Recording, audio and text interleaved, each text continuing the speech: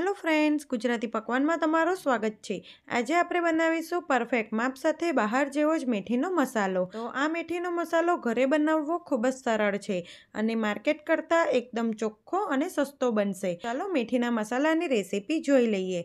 Recipe सारी लागे तो आवी ज बीजी नवी रेसिपी जोवा माटे मारी चेनलने सब्सक्राइब करजो। मेथीनो मसालो बनाववा माटे मैं अहीं 1 कप जेटला मेथीना कोरिया लीधा छे। तो पहला मेथीना कोरियाने आपणे मिक्सरमां अधकचरा क्रश करी लईशुं। एटले मिक्सरने आपणे चालू बंध करीने मेथीना कोरिया पीसवाना। मेथीना कोरिया वधारे ना पीसाई जाय तेनुं खास ध्यान राखवानुं। तो आ रीते तमारे मेथीना कोरिया पीसवाना। साथे ज मैं थोड़ाक राईना कोरियाने पण पीसी लीधा छे। हवे मेथीना मसालानुं परफेक्ट माप जोई लईए। तो मैं अहीं 1 कप मेथीना कोरिया लीधा छे। साथे ज अहीं मैं अर्धो कप राईना कोरिया लीधा छे। एटले तमे जेटला मेथीना कोरिया लो तेना करता अर्धा राईना कोरिया लेवाना। हवे एक बाउल लई तेमां 1 कप मेथीना कोरिया पीसीने राख्या छे ते उमेरीशुं अने वच्चे आ रीते जग्या करीशुं। साथे तेमां अर्धो कप राईना कोरिया उमेरीशुं। पछी 1 चमची हळदर અને 1 ટેબલસ્પૂન હિંગ ઉમેરીશું। પછી અહીં મેં 2 થી 3 ચમચી જેટલું સિંગ તેલ લીધું છે, તો તેને આપણે ગરમ કરી લઈશું। તેલમાંથી વરાળ નીકળે તેટલું ગરમ કરવાનું છે। સિંગ તેલનો ટેસ્ટ અથાનામાં ખૂબ જ સરસ લાગે છે। તો અહીં તેલ ગરમ થઈ ગયું છે। આપણે ગેસની ફ્લેમ બંધ કરી દઈશું અને તેલને થોડુંક ઠંડુ થવા દઈશું।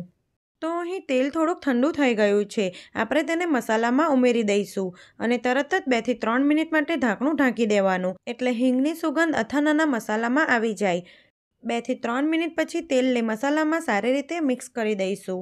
સાથે અથાણાનો મસાલો બનાવતી વખતે તેલનું પ્રમાણ વધારે નહીં રાખવાનું, નહીં તો મસાલો ચોંટી જશે અને બહાર જેવો છૂટ્ટો નહીં થાય। તેલ નવસેકું ગરમ હોય ત્યારે મસાલામાં ઉમેરવાનું। વધારે પડતું ગરમ તેલ મસાલામાં ઉમેરવાથી મસાલો લાંબા સમયે ચીકણો થઈ જશે। મસાલો ઠંડો થઈ જાય પછી જ તેમાં લાલ મરચું પાવડર ઉમેરવાનો। હવે આ મસાલાને 5 થી 10 મિનિટ માટે ઠંડો થવા દઈશું। મસાલો ઠંડો થાય છે ત્યાં સુધી આપણે 2 થી 3 ચમચી જેટલું મીઠું લીધું છે, તો તેને સ્લો ફ્લેમ પર મીઠાને શેકી લઈશું, એટલે મીઠામાં જે ભેજનું પ્રમાણ હોય તે દૂર થઈ જાય। તો અહીં મીઠું પણ એકદમ સરસ શેકાઈ ગયું છે। ગેસની ફ્લેમ બંધ કરી દઈશું અને તેને એક બાઉલમાં કાઢી લઈશું। તો લગભગ 4 થી 5 મિનિટ પછી અથાણાનો મસાલો ઠંડો થઈ ગયો છે। હવે આપણે તેમાં લાલ મરચું પાવડર ઉમેરીશું। તો તમે જેટલા કપ મેથીના કોરિયા લીધા હોય તેટલું લાલ મરચું પાવડર ઉમેરવાનું।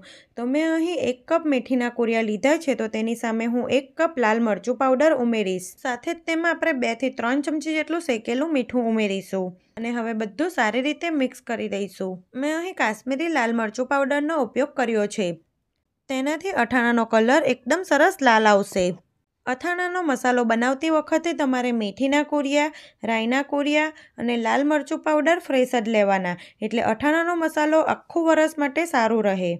તો અહીં બધું સારી રીતે મિક્સ થઈ ગયું છે અને આપણો મેથીનો મસાલો એકદમ સરસ બની ગયો છે અને તમે જોઈ શકો છો તેનો કલર એકદમ સરસ લાલ છે। હવે આ મસાલાને એરટાઇટ બરણીમાં ભરી આખું વરસ સાચવી શકો છો। તમને જ્યારે પણ અથાણું ખાવાનું મન થાય ત્યારે તમે ઇન્સ્ટન્ટ બનાવી શકો છો। તો તમે એક વખત આ રીતે મેથીયો મસાલો જરૂરથી ટ્રાય કરજો અને તમને મારી રેસિપીઓ ગમતી હોય તો આવી જ બીજી નવી રેસિપી જોવા માટે મારી ચેનલને સબસ્ક્રાઈબ કરજો।